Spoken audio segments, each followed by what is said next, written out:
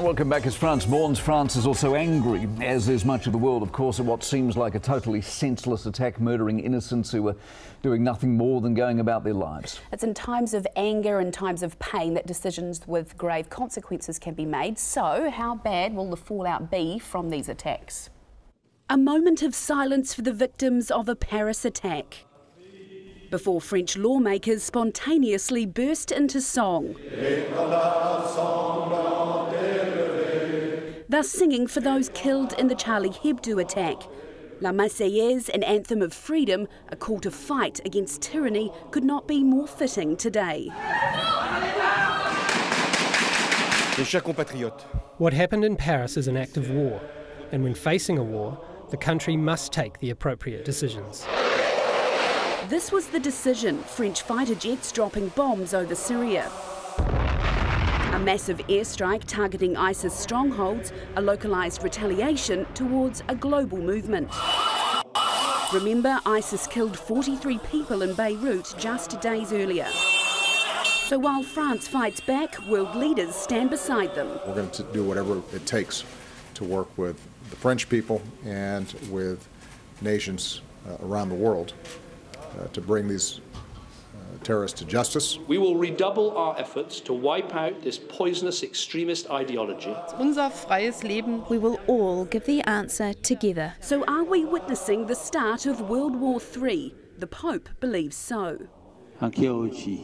Perhaps one can speak of a third war, one fought piecemeal, with crimes, massacres, destruction. Many Parisians have adopted this symbol, a peace sign. So earlier I spoke with Professor Robert Patman. He's the head, of course, of international relations at Otago University. I asked him if there's a country in the Western world with an answer as to how you lock down a Cambodian restaurant and a concert hall to stop stuff like this happening again. Not instantly, Mike, but I think the struggle against a formidable terrorist group like ISIS is as much a political struggle as it is a military one.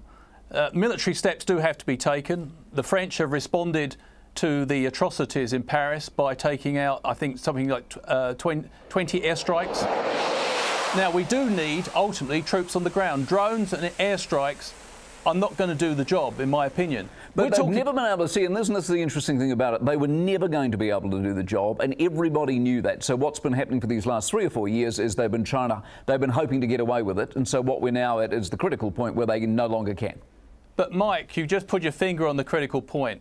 They hope to get away with it. They hope they could contain the problem. But what we've learned in a globalised, interconnected world, that while we might regard this as someone else's war, tragic civil war, it comes back to bite you because these groups operate globally, and this is a group with ISIS has global ambitions. You know, their opinions, their vision of how the world should be organised is very distinctly minority within the Islamic world. Most Muslims are appalled by the views of the Islamic State. And many Syrians, as we've seen on our TV screens, have gone through desperate circumstances to flee the prospect of living under Islamic State and gone in very difficult conditions as refugees to Europe. What's your read on the borders in Europe? Is that going to be a major problem if it's proved that some of these people did come in as refugees and they were signed up and the whole thing is so porous they've got to do something about it? Will they?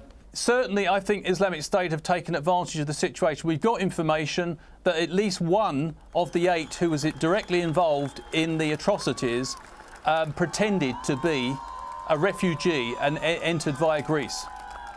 We've got a huge influx of people, of course, from Syria into Europe, and so I suppose the Islamic State have exploited that. I think many European countries are now looking very hard at ending this business of a borderless Europe. What's your read on this? What's your gut? Do you reckon if we get together in 12 months' time there will have been more attacks, that ISIS in Syria and Iraq will have been degraded, that we will have advanced down the track in any great way, shape or form, or not?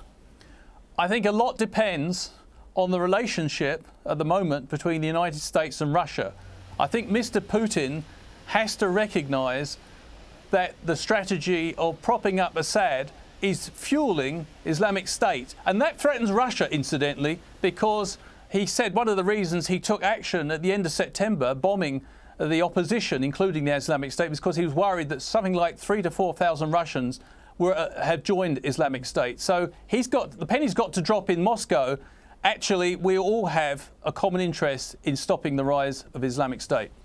So it's Robert Patman. One of the ironies out of this, of course, if there's something good to come out of this, is it could be a circuit breaker, because the Americans over the weekend, they got their first ISIS head in Libya, and this has been going on for 4 years now. Suddenly the French can take off with a whole bunch of planes and hit command centres and training camps, just magically, as though they couldn't do it last week or the week before or the week before that. You know what I mean? Yeah, it's a knee-jerk, but it needed to happen, didn't it? You just wonder why they didn't do it earlier.